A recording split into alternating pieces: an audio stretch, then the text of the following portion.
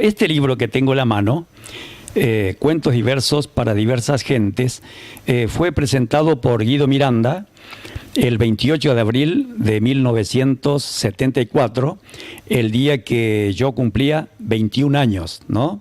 Desde entonces he publicado ya 20 libros, ¿no? Y voy por los 21, de modo que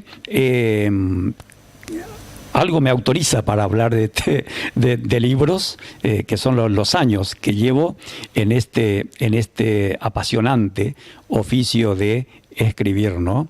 Y por supuesto, como todo escritor, yo defiendo al libro y lo considero como una de las expresiones del arte que tal vez más influyen en la psicología del hombre, ¿no?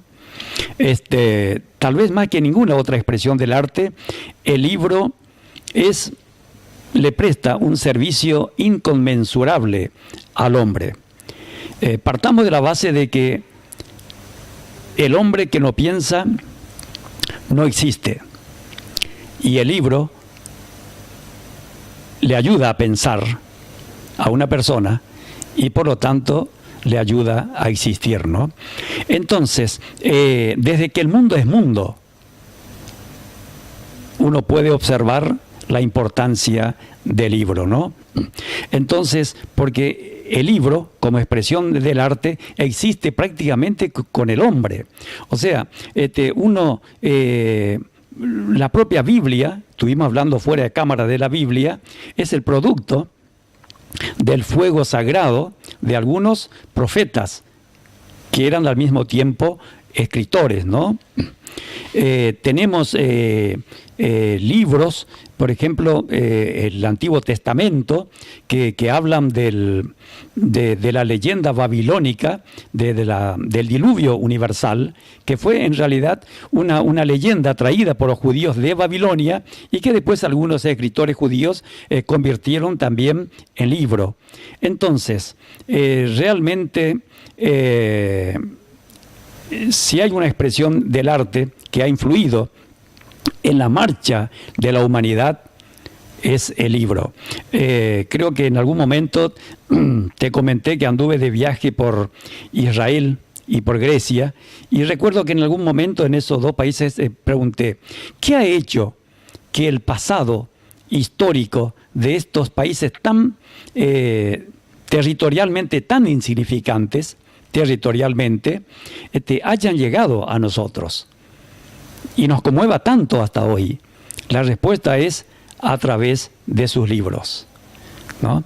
Entonces, los hilos también, yo los definiría, los libros del pasado, ¿no?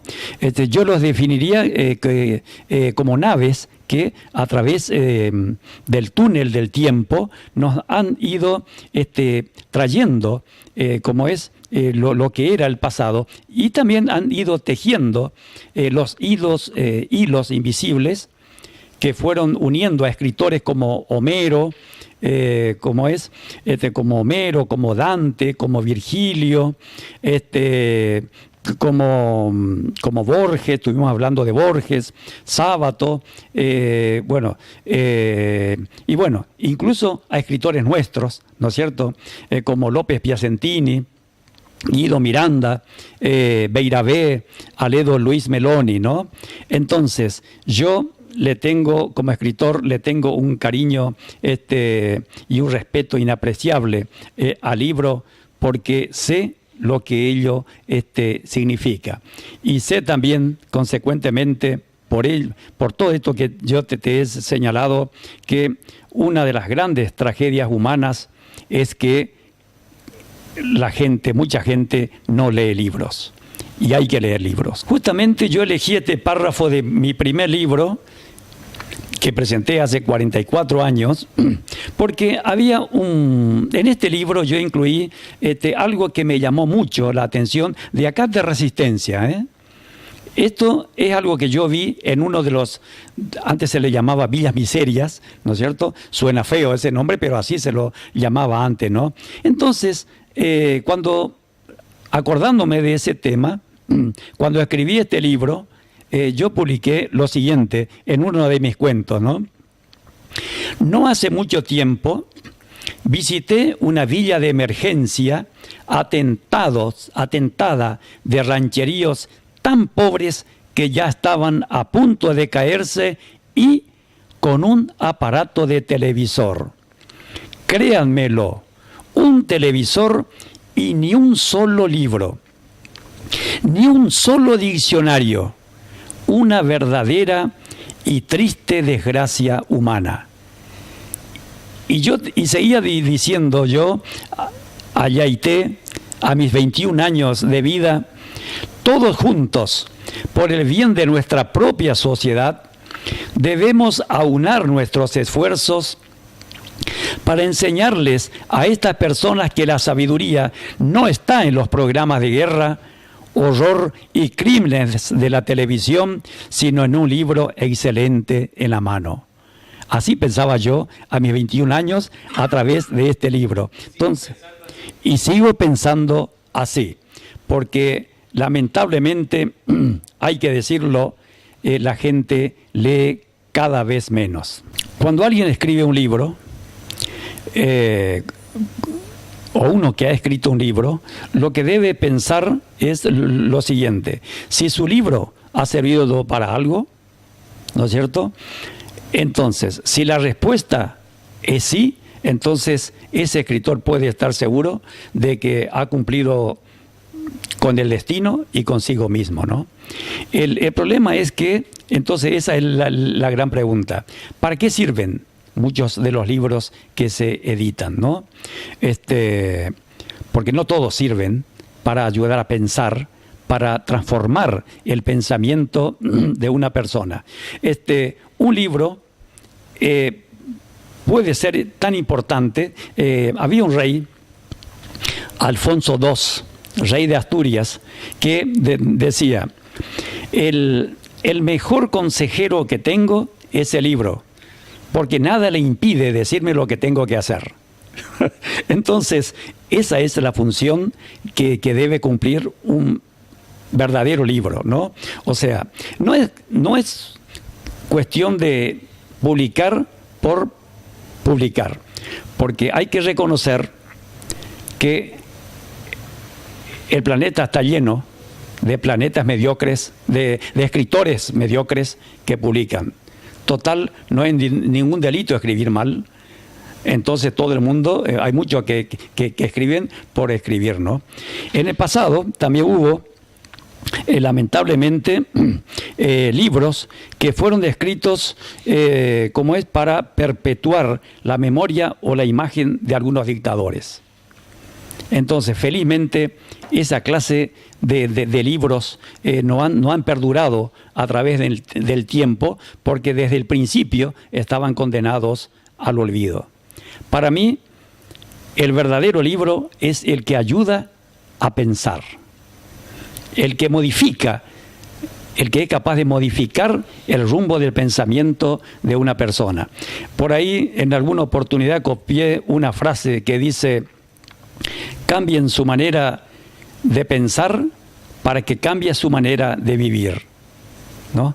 Y ahí entra a jugar un papel preponderante un buen libro, ¿no? A mí, por ejemplo, el que me cambió la manera de pensar fue el libro El túnel, de Ernesto Sábato.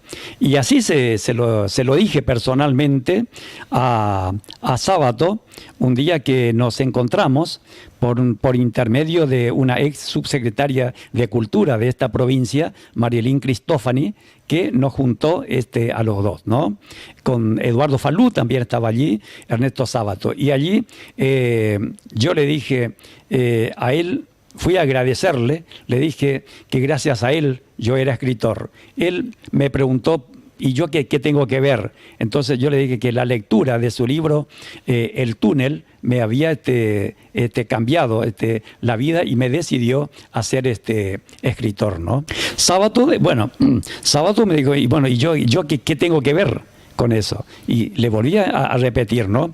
Y de que era gracias a su libro que yo comencé a escribir este libro, justamente, que se llamaba Cuentos diversos para diversa gente, que lo comencé a escribir a los 18 años. Me llevó 2 años escribir este libro a los 20 años. Y ahí quiero entrar en otro aspecto muy importante, ¿no?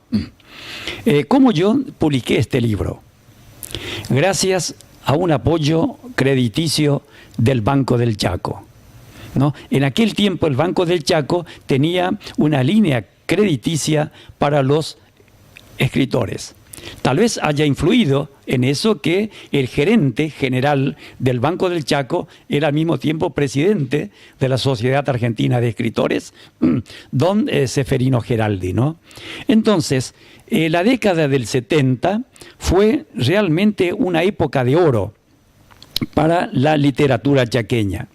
En materia de producción literaria, el Chaco llegó a estar ubicado en el segundo lugar en el ranking de producción literaria argentina después de Buenos Aires. Y todo eso gracias a ese apoyo crediticio del Banco del Chaco. Entonces, bueno, en esa época, bueno, estaba Ceferino Geraldi, estaba Guido Miranda, estaba Piacentini, Tisera, estaba García Pulido, estaba Rivero Sosa, Nieto, no, creo que te comenté a Ledo Meloni. Bueno, yo entre ellos era como la mascota de ellos, ¿no? Eran realmente unos monstruos sagrados de la literatura chaqueña. Beirabé teníamos, bueno, y muchos de ellos podían publicar sus libros gracias al apoyo crediticio del Banco del Chaco, ¿no? El Chaco siempre fue muy importante en materia de producción literaria y de escritores. Y a mí me enorgullece decir que fui formado, ¿no es cierto?, a la sombra de escritores como Guido Miranda, Carlos López Piacentini, Aledo Luis y Aledo Meloni y Tisera también, ¿no? El miércoles pasado fue el Día del Escritor. Aprovecho esta oportunidad para enviarle mis saludos, ¿no es cierto?, a todos los escritores, a todos los escritores colegas, ¿no? Y a seguir escribiendo, ¿no? Que el Chaco y el país lo necesitan, ¿no?